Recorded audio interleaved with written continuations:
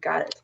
I think I want to start, we should pass it to Michelle. Michelle Hall is the founder of the whole Teen Science Cafe network. And you could just introduce yourself and then we'll go after you. I got started with Teen Cafes in 2008 because I saw an article in a newspaper in Santa Fe where the teens were asked, where we have a research laboratory in Los Alamos, and the teens were asked, is the science that we do at Los Alamos good or bad? And the kids were split. It was totally split.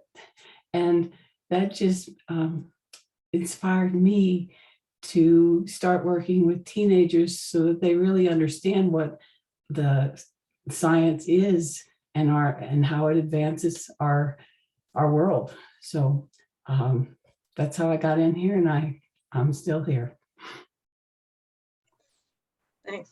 So I'm Katie Alman, you can read on the screen. I've been involved in Science Cafes since, 2004 or something.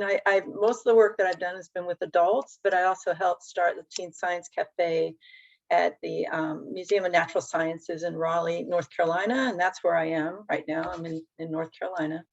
And I think it's just a program that means a lot to me, that is just really important to get current science information out to people, both youth and adults. So that's I'm really will never stop working towards helping this move along.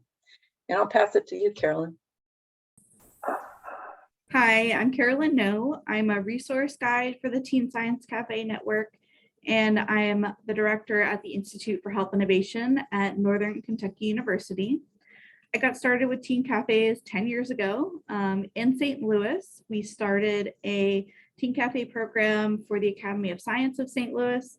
I spent a little time not doing that. And then I'm now here at NKU, and we have 4 Teen Science Cafe sites. In my role as a resource guide, I am here to help folks like you actually get onboarded to the program, learn how to run one, benefit from my experience, and my colleague Bree, who's going to be joining us a little bit later. So I am tasked with doing the icebreaker, and I'm not a big fan of icebreakers, so I tried to do something a little different.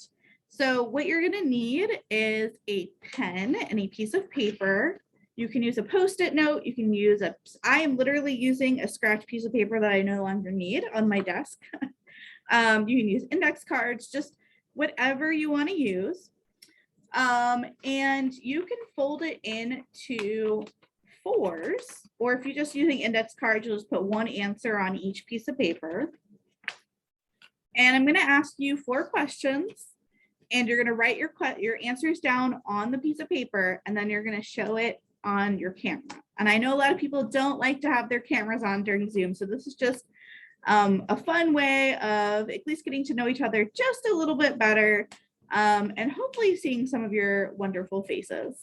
So our first question is, where are you now? And that means right now, right at this very moment. You can be in your house, you can be at work, it can be where you are mentally. So just write your answer down and then show it to the camera.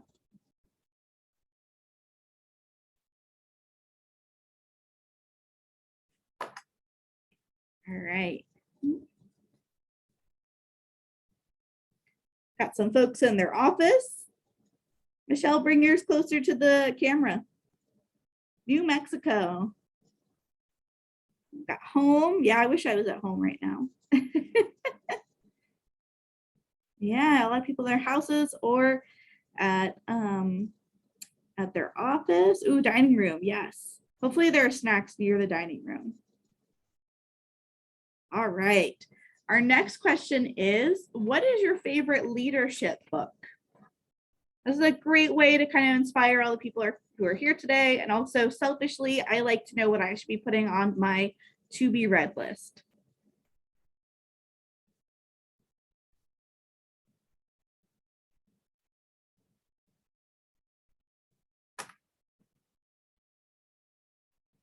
No idea. That's great. That's a wonderful place to be. You get all sorts of new ideas.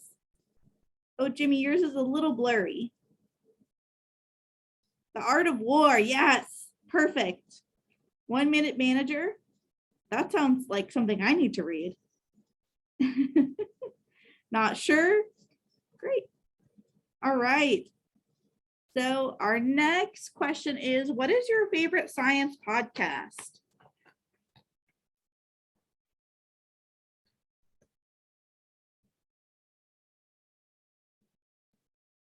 Oh, my pen ran out of ink, so we're going to switch over.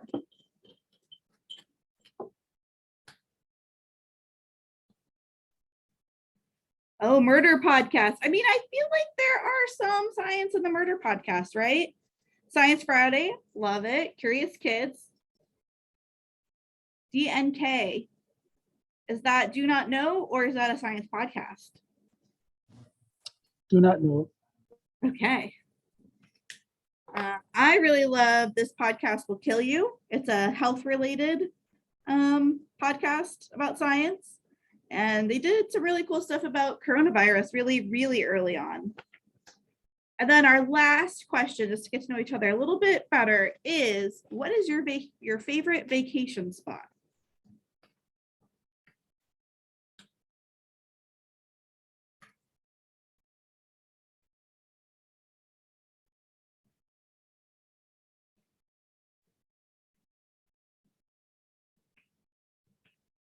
The mountains. Oh, Prince Edward Island. That sounds nice. Florida Keys. I have an aunt who lives down there. Lakes and mountains, beach. San Diego. Yes, that weather is beautiful there, right? Beach. I really like to go to Indianapolis for Gen Con, which is a big gaming convention. Ooh, New York City. Absolutely. You got to see all of those plays and go to the museums and just be around all the cool stuff that's happening there. And Jimmy, yours is still a little bit blurry, but that's okay. I'm sorry. Anywhere on the ship. Awesome. All right. So the next thing that we're going to do is show you just an intro video of the Teen Science Cafe program. So if you'll bear with me while I get the share screen stuff going. So just checking in to make sure everyone can see my screen. You can do a thumbs up. Excellent. I'm going to press play. And if for some reason the sound's not working, just put your thumbs down and I will try and fix it.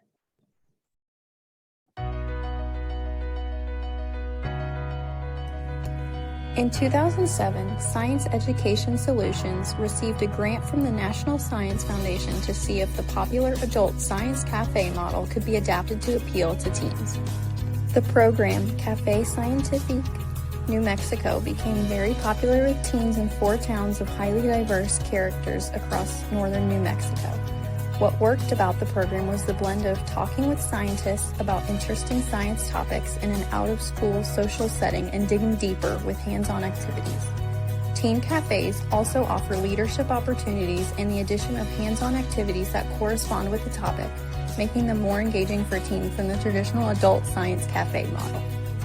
The goals of the Teen Science Café program are that teens will develop an informal community that engages in scientific discourse, thought, and exploration, an understanding of current issues in science and technology, an ability to communicate that understanding confidently and expertly, skills and attitudes for lifelong learning, and an appreciation of science as a career and as a way of thinking. Evaluation data shows very clearly that CAFE programs positively influenced participants' attitudes towards science, including interest in science and science careers, knowledge of scientists' work, and awareness that science affects their daily lives. It also positively influenced their understanding of the nature of scientific research, their understanding of science issues in the news, ability to use facts to support scientific points of view, and ability to consider multiple sides of an issue before making a decision.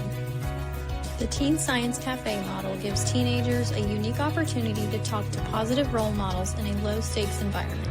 Teens can connect with presenters in a deeper way than they would in a lecture-style classroom.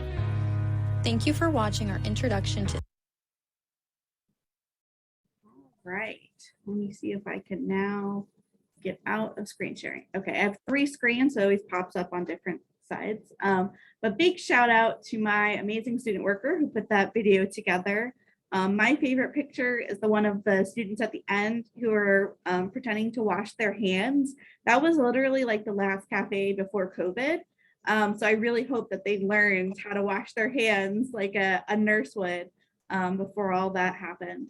So I'm going to turn it over to Katie, who's going to talk a little bit about, so we just showed you a big broad overview of what Teen Cafe is. She's going to go a little bit more into the details. And I just wanted to pause and say, if you have questions, please go ahead and put them in the chat. Whoever is not talking is going to be looking in the chat to make sure we get your questions answered. So, hi, thank you guys so much for coming to be together today. I know summer is really busy, and it's just so great that this many of you are interested in starting the Teen Science Cafe at your place. So I'm going to hope this works. Go forward. Here we go. So yeah, so that the video was a great overview of what the cafe, all the parts of the cafe. And I think so today we just wanted to go through what the cafes really are like, why they're so important, and then lastly, like, how do you start?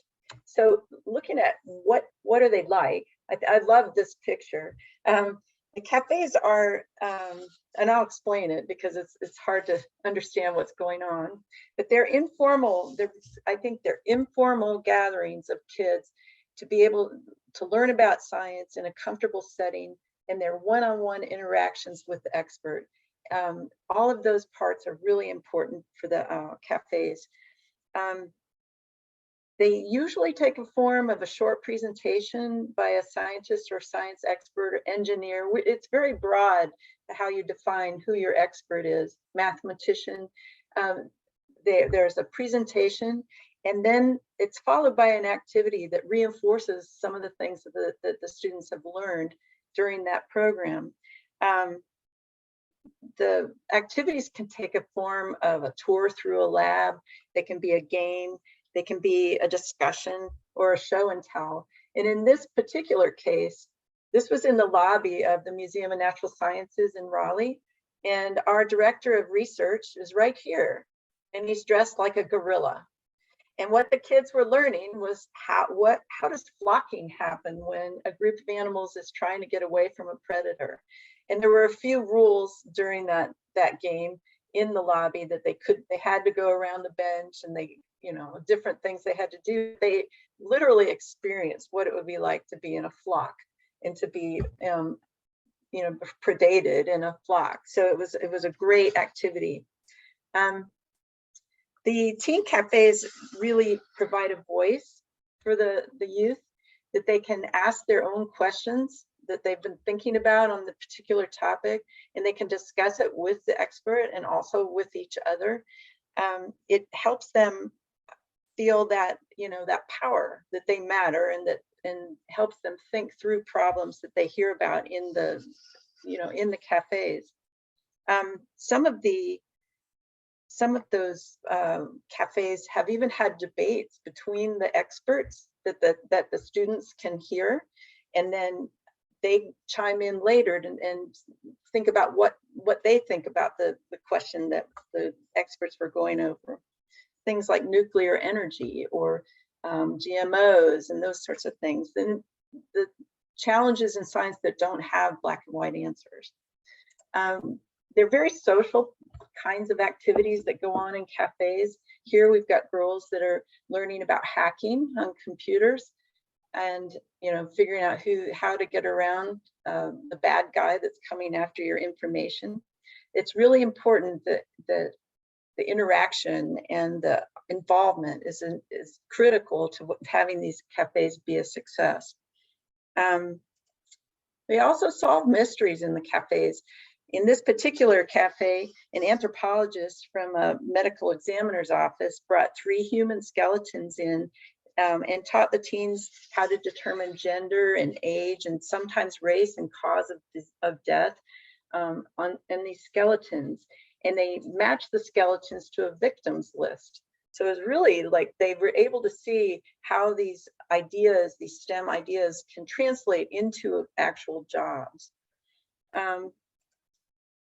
They're about building a future, and many of the teens had their eyes open really to the careers that they thought maybe were unattainable. Here we've got girls that are learning how to build robots, and our world today and robotics is quickly coming at us, and understanding about a topic like that is really important for people of this age.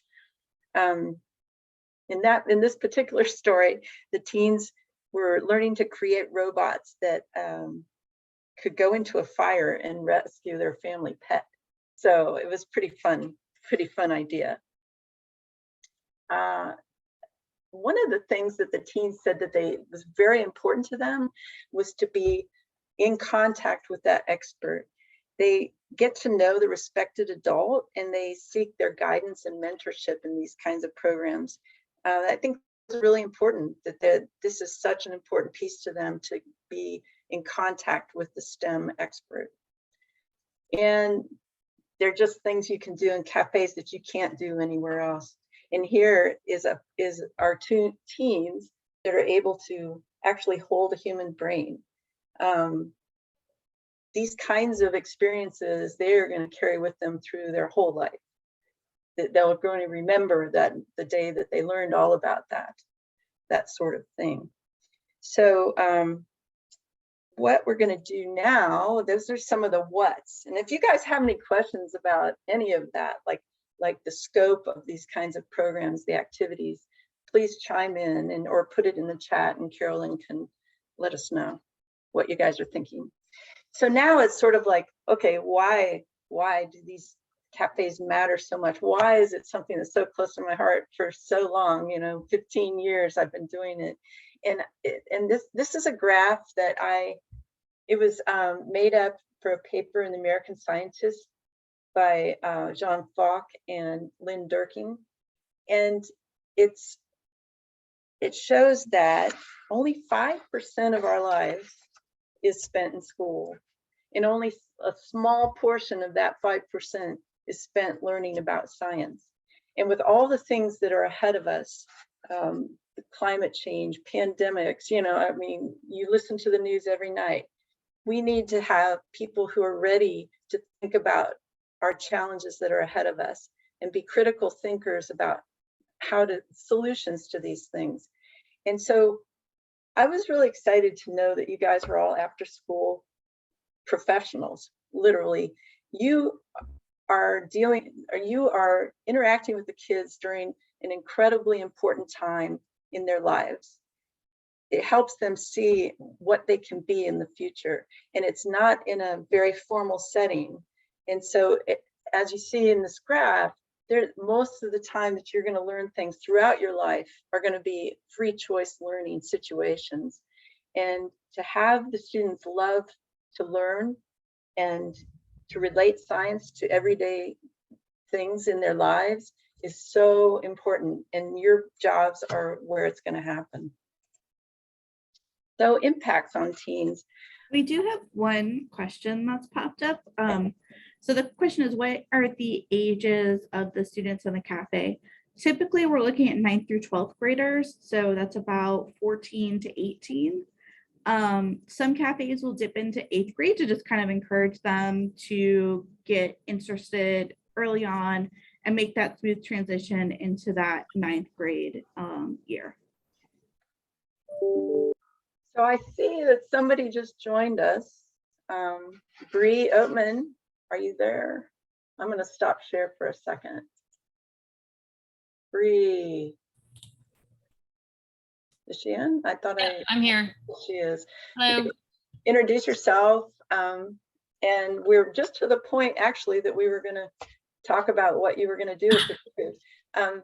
But anyway, I'll let you go ahead and introduce yourself. Okay. Good morning. My name is Dr. Bree Oatman, and I'm the Education Director for the South Dakota Discovery Center, which is in Pierre, South Dakota.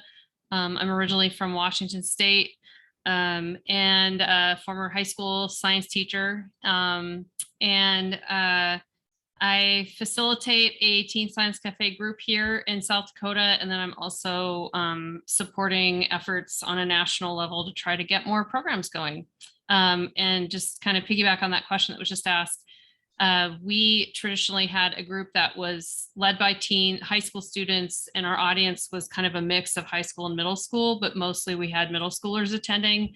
And so this year I actually have started a new leadership cohort with middle schoolers to plan programs for their peers. And then I'm doing a separate thing at the high school. I'm going to go to them because it's been hard to get students to come to our facility. So, so there's lots of different ways that this ends up looking. And I'm having conversations right now also with trying to get a college Teen Science Cafes going and looking at like undeclared majors basically at our land grant institution, and thinking about how do we like bring cafes to dorms and other residential facilities on campuses, and trying to get them interested in STEM careers as well. That's great. Yeah.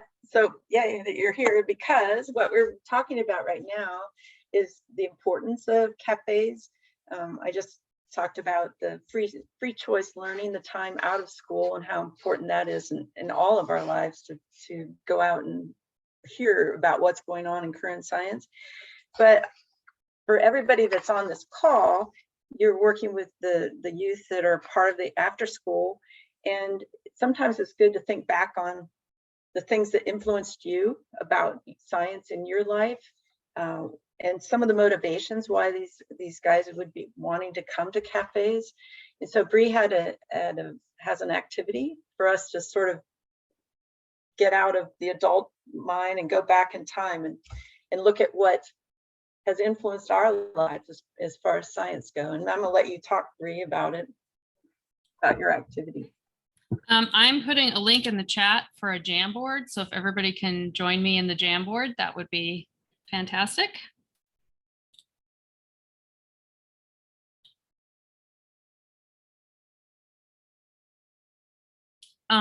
So while everybody's joining, I'll just kind of explain what we're going to be doing. And I think, so I'm just going to show this to everyone, and then we're going to actually go into breakout rooms to do this. So we have smaller group discussions, but basically the idea is thinking about, first of all, everybody who participates in the Teen Science Cafe, from the adult leaders to the teens, are all coming from diverse backgrounds and have different motivations for being there. So some of your youth may be there because a friend told them to go, right?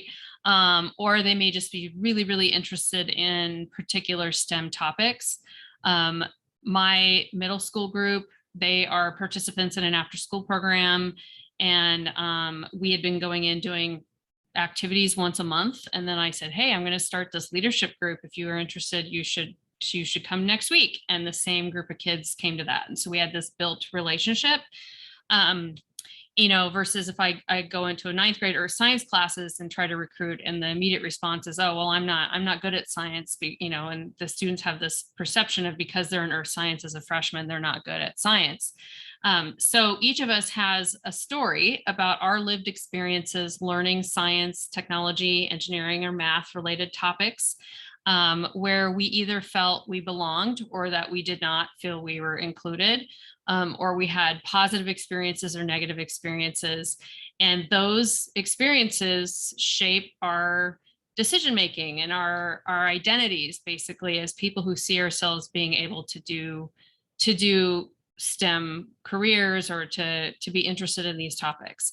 And so what we're going to do is we're going to do an activity using Jamboard, and in smaller groups, we're going to go into 2 breakout rooms. Basically, if you've never used Jamboard before, it's a collaborative whiteboard. And over on the left, there's some tools. And so there's a little sticky note tool. And so I can click on a sticky note and I can type, you're going to think about, I want you to think back to your life as a student. And this could be K-12, college, but think about some 2 or 3 highs and lows in your kind of learning trajectory. Let's see. So for example, and it could be really simple, Like I just typed algebra 2, and that would have been a low point for me. And so you just put these on there, and then in the small groups, we're going to have a discussion, and people are going to kind of share those experiences. And what I'm hoping you'll get out of this is thinking about how you help students identify. So first of all, like I thought about this as a teacher, for example, I would have students do this and then write a memoir basically about their experiences. I do this with sophomores. And I'd say, you just came into my chemistry classroom because we made all of the sophomores take chemistry in the district I worked in. And you're either anxious to be here, or you're excited, or you're just not sure. And we have these internal dialogues and stories we tell ourselves all the time about what we're able to do or not able to do based on these experiences we have, because something was hard for us, or we had a negative experience with a teacher, or, whatever the reasons. And so, that shape, those internal stories shape and influence the decisions we make. And sometimes they're not true. And so, like you have a bad experience and suddenly you believe you're bad at math, but maybe you're not really bad at math. It was just hard and you weren't used to things being hard. And so anyway, that's kind of the point of this. So we're going to have, I think Ellie has figured out how to put us into 2 different breakout rooms. And then Carolyn and I will be in one of those rooms facilitating the Jamboard. Martina, do you want to finish what you're saying?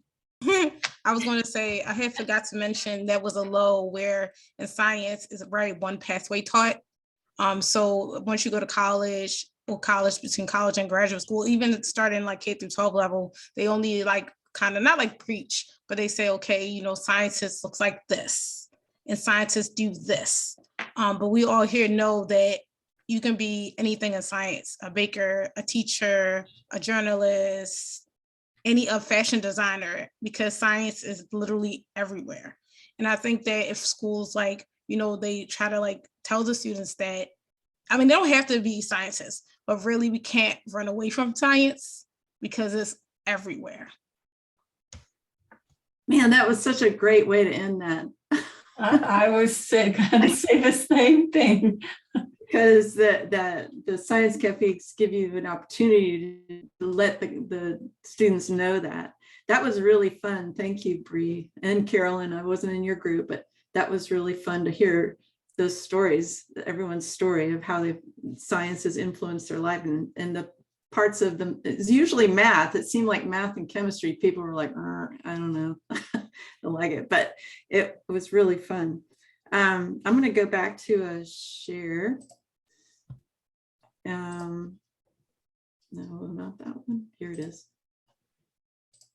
Okay, so those are our stories, and the teens come to these cafes for all sorts of reasons, and there are all kinds of stories that we can let them know while they're in there. But this was an NSF funded effort, and it still is, and so a lot of research has gone into what has happened with the students that have been part of Science Cafes. I have some of the, let's see, let me write it, had it written down. Yeah, so the couple slides here are what has happened, as far as the results of the research.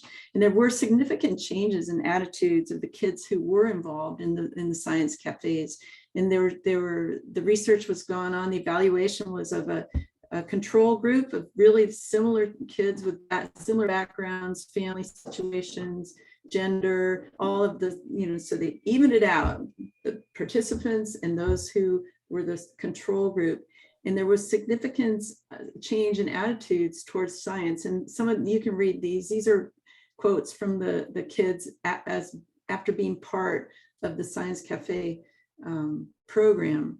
There's also change in cognitive skills and confidence and talking about science. And I think that some of the stories that we heard in our groups, you can tell that the more you're exposed to things that are positive, the more confident you feel about going into STEM areas, careers, that sort of thing. So let me see if I'm missing anything on what they have an increased, here we go. Here are the outcomes. Increased sense of ownership, and you can read these, this is just really significant of what's happening with the kids. And it's just the combination of all the parts of the cafe that have this result. And so over the years that they've been going on, there have been some core design principles that have come about. Of course, the cafes don't all look the same, and there are a lot of different activities that go on within them, but we found that these core design principles, if a cafe has all of these put together, they have high success rate. And so these are things that are just sort of always have in your back pocket. Are we doing these things that keep this program going? And so Bree and Carolyn are guides. I think we've called them resource guides in the network. And they've been working with the groups that exist, the science cafes that exist, to help them through any one of these design principles. I'm going to let them talk about it a little bit, about the ones that, how in depth they can go in this today. But I want to tell you that we are planning to go to Maryland in the fall to help people who are starting cafes up, that you guys, if you're starting cafes, to really spend a day-long workshop talking about each of these principles. But I think Carolyn and Bree, you can chime in here about any one of these, because I know that you guys talk about them all the time with people that are out across the United States. Yeah, so this is a lot of what we cover in the professional development training that we do to help onboard people. We use the core design principles as the model. So each module you're going to go through in the professional development will be focused on a core design principle.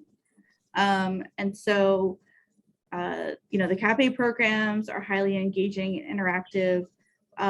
We will go over like an overview of each of them, and then we'll usually have an activity that's associated with it to really think more deeply about how you're going to implement that core design principle into your program if you were to start one. Michelle, I saw you unmute yourself. Did you want to chime in? So the idea, I think, especially with the first core design principle, is that because the team leaders have such a direct role in creating and running the program, it's not just an educational experience, but it's a very social experience for them. And kind of the flip side of that is that we really encourage the presenters to have something that's hands-on and interactive as an actual activity. I mean, I can think of like dozens of examples of different activities that we've done. Using an example I gave, I can't remember if it was in the breakout room, but we did a health games focused one. We had a game designer come in and talk about health games.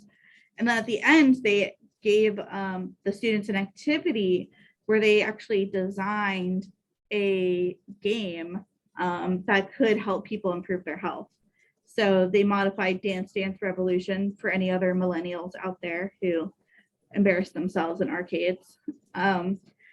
So Bree, I don't know if you want to chime in with some of the activities that your students have done. Yeah, so we have, I have about 16% of our population in Pierre is Native American. And so I had some students in my leadership team at the middle school who were interested in doing something related to Lakota games. And so we had a Shinkangu member come up to, he's an artist, and he actually has been researching different types of traditional games, especially winter games that have been done in the ice. And he brought up all these implements for us to play these games. And so we did it in a gym because the gym floor is nice and smooth like ice. And so a lot of physics, and also just kind of the engineering and design that goes into it. And all of these games are really about skill development for hunting. And so, it's like spear throwing and some precision and some other things too. And so it was just really it was really fun. And so we had about 40 middle schoolers participate, because again, I'd mentioned earlier that I was trying to do them in the evening, and you compete with all the things to get people to show up for something. And so I said, we're just going to do this right after school, where I have a captive audience, and they had all of the kids participate. And so we had about 40 kids in the gym. And it was just great. And then I invited somebody up from University of South Dakota, from their Native American center, who recruits for health careers specifically, to be there to talk about summer camps and other resources for students. And so we had her there too, to share that information. When we were doing virtual, we would do stuff where we had, like we played Among Us. I had a guy who used to work for NASA Mission Control, and now he works with AROS and USGS with Landsat satellites. And so we played the game Among Us and then talked about like how, tasks in the game, how it relates to real life on like the space station or mission control, that kind of thing. And that was actually really cool, because he talked more about just like what it takes to do the work in terms of those soft skills. And this is somebody who dropped out of high school. His mom was an addict. He ended up couch surfing and being homeless for a while, ended up dropping out of high school and getting his GED, and then joined the military and went to our kind of engineering school of mines. And then he found himself interning for NASA, and he never thought he would be somebody who would be able to do that, and then got hired by NASA.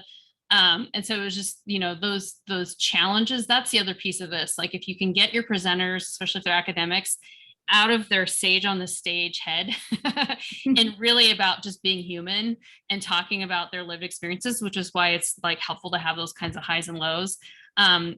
Those challenges, having them share those human stories as part of their why they do what they do, or what inspires them, is really more impactful than the nuts and bolts of their research or what it is they do in their job. So for example, we had somebody also who has been doing CRISPR work with the COVID genome, he is dyslexic. And that was a mistake on my part. I didn't learn that about him prior to us doing their thing until the end of our session. And I was like, oh man, I wish I'd known that, because I would have led with that. So just, we've had an exercise scientist person come, and she did a bunch of activities with the kids, and they got to actually like play with the iPads they use to video people running and doing gait analysis. It can be anything. So I've had an archaeologist for Army Corps of Engineers come, and we had like we set up simulated midden pile kind of archaeological digs for them to do. And that one was actually in conjunction with a national. So in New Mexico, there was a virtual Zoom session with scientists who had been researching the footprints at White Sands. And so there were, dozens of Teen Science Cafes participating in that Zoom call.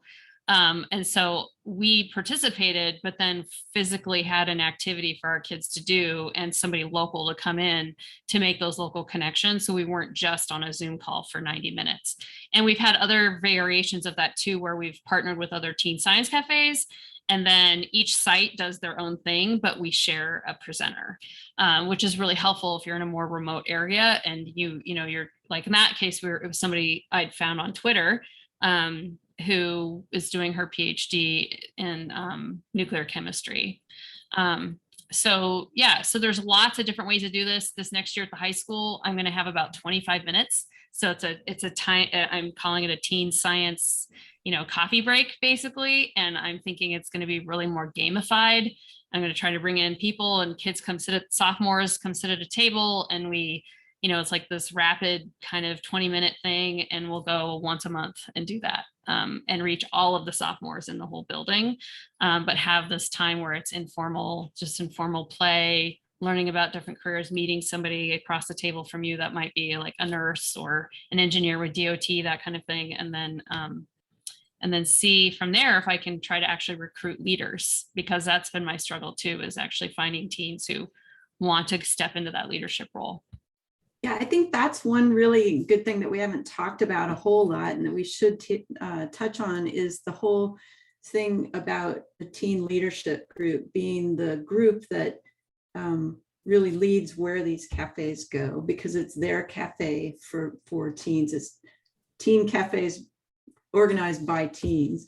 And so I don't know if you guys want to touch a little bit on that leadership group idea, and how important it is, and some of the things that you do with the teen leaders. But it definitely makes this program unique in science cafes. And so I'll leave you on that one. Yeah, and I'll just finish off on that and then hand it back to Carolyn. All of my current leaders just graduated. And I couldn't get them to recruit underclassmen. They were just like, I don't like freshmen. Man, they didn't want to do it. So I spent a whole day with ninth graders trying to recruit. And I kept kind of hitting this wall with that. And so that's also why I decided, you know what, I'm going to start a middle school group, because they're my interested group. They're showing up to our activities. They know who we are. There's trust already because they show up every month and they participate in our activities that we do at the middle school with their after school program. And so I'm going to start a leadership thing with them. And in that case, it's a lot more hand holding, because you're really trying to, but basically the way I did it is I said, okay, let's brainstorm. What are the things you're interested in? Let's make a list. What are the topics you're interested in? So they just did a big brainstorming. We made a list on a whiteboard. And then I said, okay, you all get a vote. You get 3 votes. You can put them all on one, or you can spread them out, but everybody votes. So they all went up and they voted. And I said, okay, we're going to pick the top 4. And those are our topics for the year, because we're going to do 4 cafes. And then, I just really kind of was this rapid fire, like, all right, so here's what we need to do for this next cafe. We need to figure out our meal. We need to we got to think about our activities. What kind of icebreakers do you want? And so I would go in and facilitate that with them and let them, helping them learn, like, here's how this goes. With the high schoolers, basically, sometimes I could just be like, all right, can we Zoom at least, please? Because I know you're all busy. And I was like, all right, our topic, you pick the topic, our person's coming, who's responsible for food, who's doing activities. And they would just raise their hand, and I would trust, fingers crossed, that they would do the things they were supposed to do. And I basically was just kind of the reminder, like, all right, did you get the food from Walmart? Did you do this? Did you do this? And then the high school students literally did run it. Like, I just was making sure people followed through on what they said they were going to do, but I didn't have to do all the legwork like I did with the middle school group. What I'm excited about this next year with the middle school group is that those 6th and 7th graders, they'll come back, and now they're going to have that experience, and I can kind of give them even more freedom, which is really cool, because mostly middle schoolers usually don't get that kind of freedom, right? They don't get that kind of control. And so they really don't know what to do with it at first. And so I'm really excited about this next year as they continue to grow. And then as they move into the high school, my hope is that they keep continuing to participate. So Carolyn, you want to talk about how you do it with all of your different groups? Yeah, so trying to go through this a little quickly, because I know we wanted to leave time for questions at the end. When I was at the Academy of Science in St. Louis, we had a built-in group from our junior Academy of Science, and we had like 100 applications to be part of the leadership team. What was that? Apologies, sorry, I'm at home today, so it's. That's okay. And then when I came out to Northern Kentucky, we worked more directly with the schools, because we are in rural areas where transportation is an issue. Getting places after school, getting places on the weekends, that might be the difference between having enough gas money to get there or enough money to go to the grocery store. So we try to make it really easy for them. And I think our teachers down there really help us finding students who are interested in the leadership part of it. Not necessarily, it doesn't have to be, they don't have to be like super science nerds. It's just people who are interested in kind of stepping up and organizing something and do enjoy science topics to some extent. So it's been different everywhere I've been. And then, so that really goes into the like teens gaining ownership of their program and leading that. So there's different ways they do that between my programs, the Breeze programs, and programs in California versus Florida. So every one of them is different. And Bree touched a little bit on this previously about the scientists. So one of the things that we do ask them is to tell their personal story, to make their research, if they do research, or their work, something that's accessible for students to understand. And then we also help them actually figure out if what they're doing would work for a teen audience. One of the ways that happens is the teen leaders do a dry run with the presenters. I just want to say faculty because most of my presenters are faculty here. And if anyone's worked with faculty, you know, some of them are really great at talking to younger students, and some of them are just so up here in their research land that they don't know. So a lot of my time is spent coaching our scientists. One of the other core principles of having an adult leader, that's why you all are here, identifying someone in your community who is committed to making this program happen.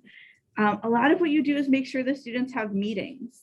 You might help them get in touch with a scientist if you know someone who can speak on a topic that they're interested in. So a lot of times it's just laying that foundation so that the youth leaders can really get into owning the program, and you're just there as like a support.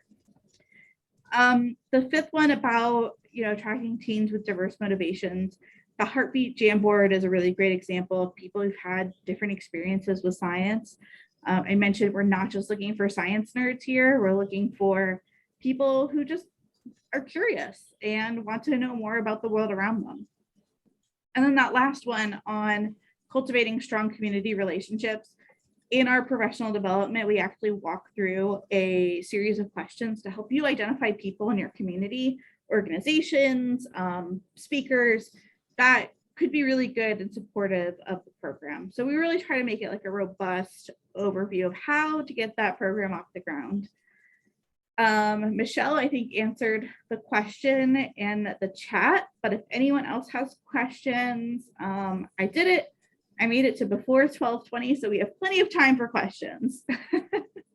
I guess I wanted to show this map too, that this is a program that's going on all over the United States, and that we hope so much that there are a bunch more coffee mugs in Maryland. So I hope that this is the time for question and answer, and I'll stop sharing here. Monica asked a great question. I'll start with like a little example.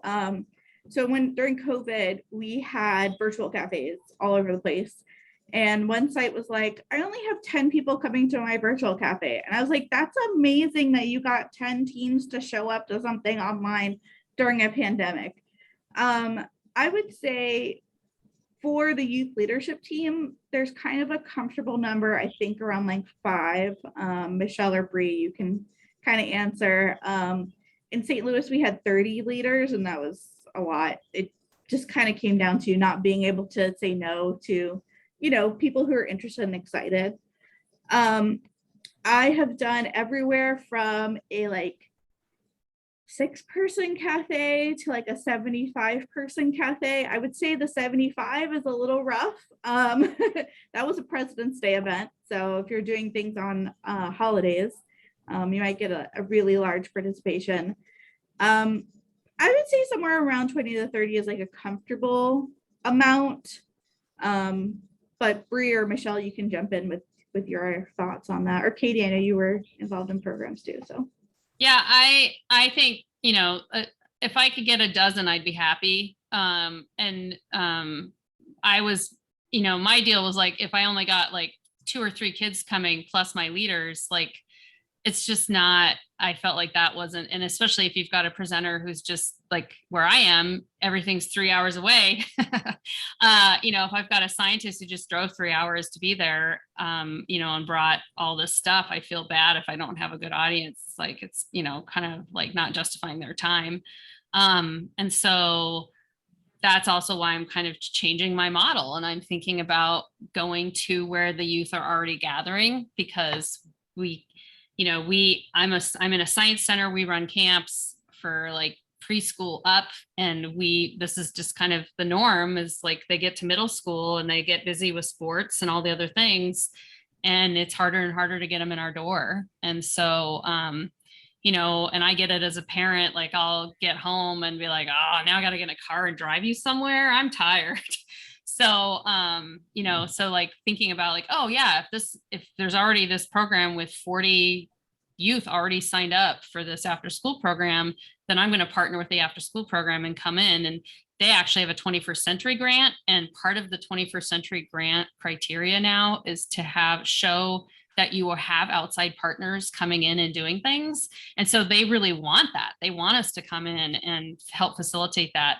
And what's been actually really interesting with that, as a side note, this is more about like your presenters and opportunities, is the teacher who's in charge, just as a sidebar, said, you know, man, I'm supposed to, and that's how I found this out. He's like, I'm supposed to have all these outside people come in. And I've just like, you know, and other teachers said that they would take it on, like, you know, try to get the fire department to come, try to get this and this, and everybody's busy and it just is like falling flat. And I said, well, what if this group did that? What if we got the youth to like think about who they wanted to come in, and then they planned it and they invited the fire department to come, or all these other different groups, and we tie that into the cafe stuff. And so, you know, and so he was really happy about that, because then it helps facilitate a thing they have to check for their grant and their funding. And it empowers the teens to make, you know, to get involved with that. And so I also agree. I was nodding my head. I think about 5 for your leadership is kind of a nice number.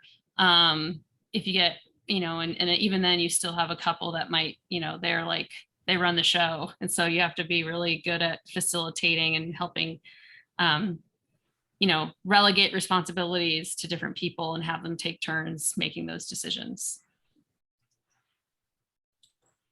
I guess when I'm thinking about the cafe program itself, it is nice to have a lot of people there because of the energy of all those people. So that's the pro of that. But the pro of a smaller one is that the conversations that can go on between the kids and the kids and this expert are more likely to happen. When there are a lot of people, it's like an audience and then the person on the stage. And so to break that down is really the idea of the cafes, and to help the kids feel, you know, that their voice matters. So there are pros and cons and small and large, maybe a mix, get some with both. So I see, Michelle, you said 75 to 100. Yeah. With 100 people in the audience, it's tough to get a lot of back and forth. So, yeah, I was just going to say, when I was doing it in the evenings, we had dinner, and I mean, to sit down and eat a meal with someone, and the kids really ask some great questions while they're just eating, you know, as like before we dive into the activities, like it's actually it kind of breaks down some barriers, you know, when you're just sharing a meal together, and to be asking some questions. Because kids are sometimes intimidated and they don't want to be the one to ask, but. So actually you guys can unmute yourselves. It doesn't need to be in the chat when you ask a question. So if anything's coming to your head about what your situation, where you are with your students, you know, how many you have, any sort of quick questions would be, you know, we'd love that to hear about how this is sitting with you. I also might want to just touch a little bit on next steps for folks. So Katie mentioned that we are hoping to do an in-person full day training in Maryland if there's enough interest. And I believe you all can express interest to Ellie, maybe? Thoughts on that? The other thing is that Bree and I do run an online professional development program. It's 3 synchronous Zoom sessions and an online modules that you'll work through. We try to break it up so that there's videos and there's lots of fun content in there. And the idea is that as you go through that professional development, you would basically have a plan to come out with to start your cafe. And the other piece of it is that a lot of us in this like out of school space just don't have access to professional development that's like really relevant to us. Like we kind of try to fit our little square peg into a round hole a lot of the time. But this is really focused on that out of school experience with the teen cafes. The other thing I just want to offer to anyone is if you do just want to like deep dive for like 30 minutes and talk about your own specific situation.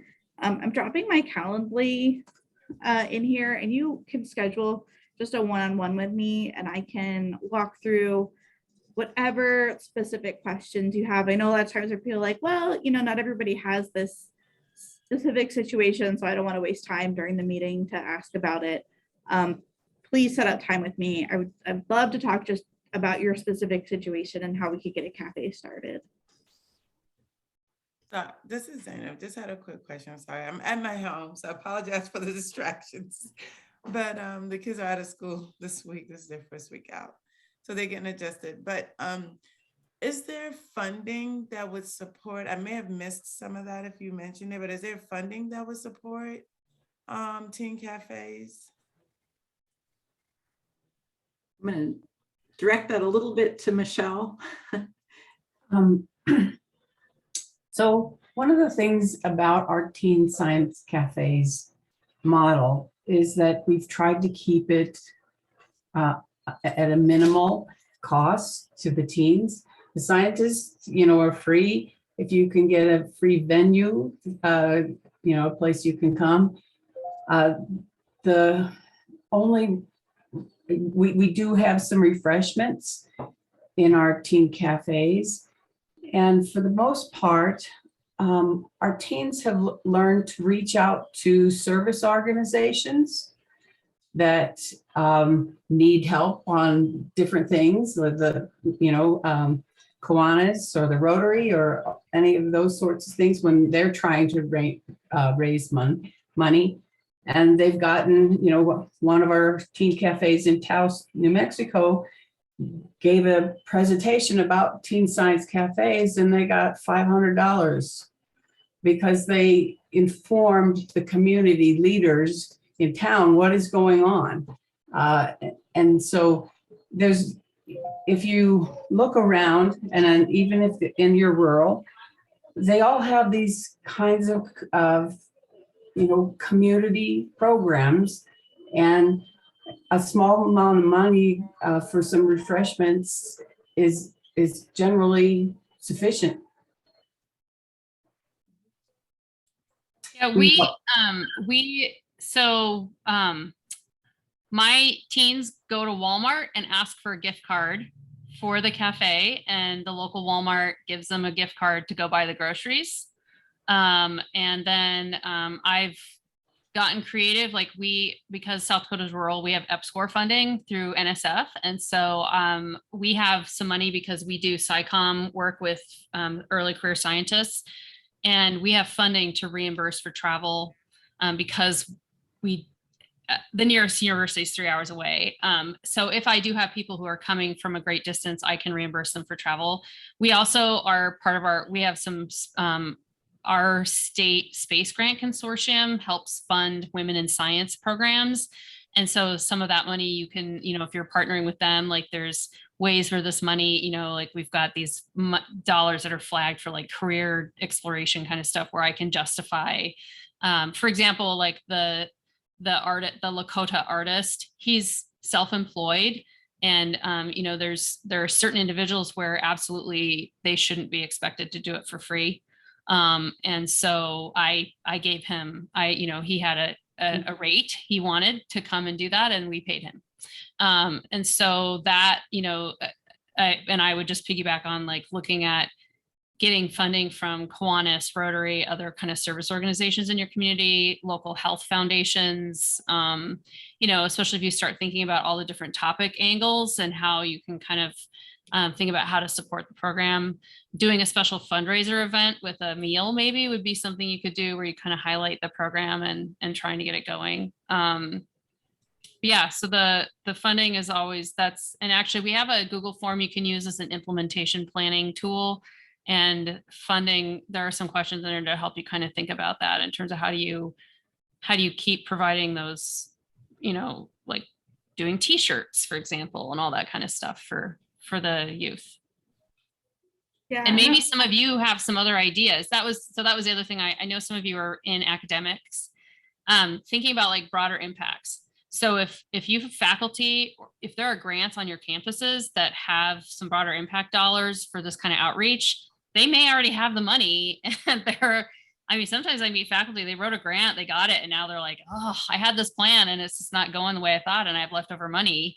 And it's not like you're asking for thousands of dollars. You need a couple hundred here and there for stuff. And so that would be another kind of way to think about it. But you just kind of have to get creative with it, I guess, it's come up with a lot of other folks who have been going through the cohort too, of just about brainstorming ideas for funding. And I think that by joining this like community of practice, there's opportunities to write grants or look for funding together as well. And I think actually, I just wrote a grant with Wyoming Space Grant Consortium in Utah, basically to do this work and to try to get that college model that I was talking about going. And but the other piece of that is that those college students would become near peer mentors for high school and middle school students and getting them out to schools to do outreach. And so, and that exactly is part of that, like networking with different communities and people, and then finding a grant opportunity that requires that collaboration. And then you have a really strong proposal. And I think to remember that it isn't really expensive to do. The amount of money doesn't have to be a lot. It can be a success. I mean, I do want to say, I mean, I get it. Like, I have to figure out how I bill my time, right? I'm a grant funded, donation funded position. I have to bill my hours essentially. And so, those hours that I give for our local cafe are just kind of donated hours, because I don't have a line item that pays specifically for that work, other than like, I could say, well, it is career exploration through space grant, but it's not always earth space science topics. And so, so I get like, sometimes you're like, well, how do I justify this with my time kind of thing? This is Monica again.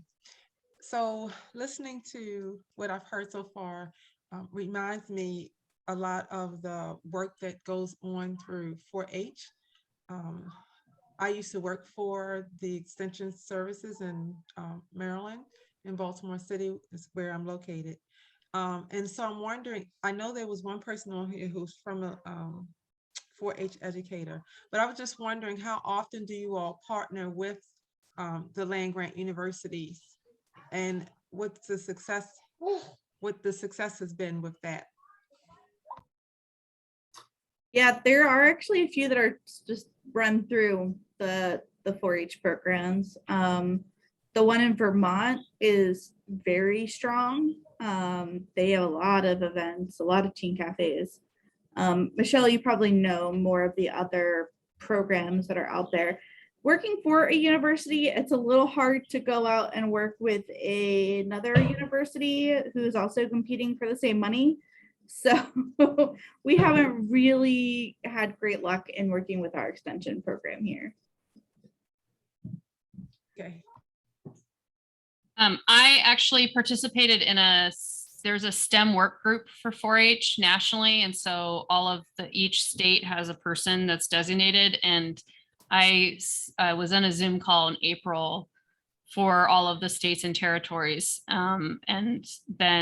and talked about the possibility of doing professional development for 4-H leaders about Teen Science Cafes. And there's some interest. And so, for example, South Dakota, the discussion is that like most of the 4-H programs will initiate a lot of that work with their leaders in the fall. And so we've actually been having a conversation about like, well, what would that look like if we were to put together a module specifically for 4-H, where we could either, knowing that they all do it in the fall, or is it online? How do we, and so it's kind of like with the after school networks and alliances, it's a specific group of people doing this work who already have that connection to the teens. And so the conversation has started. Now it's just kind of a matter of getting people to figure out when it works with their schedules and which states or territories want to do it. And I definitely partner with my land grant school. That's one of our big partners. I think we have time for like one more question now. So have at it. Just because I know it's already past 12:30. Anybody? Mark's on the call, actually. So Mark, I just saw the chat. So Mark was the one that facilitated that work group meeting for 4-H. So who was it that asked that question? Monica, if you want to find out more about 4-H, I would ask Mark. I actually have worked as a 4-H adult volunteer. So that's one of the many hats that I wore, but I certainly will reach out because I've been away from it for a little while. That's great. Thank you.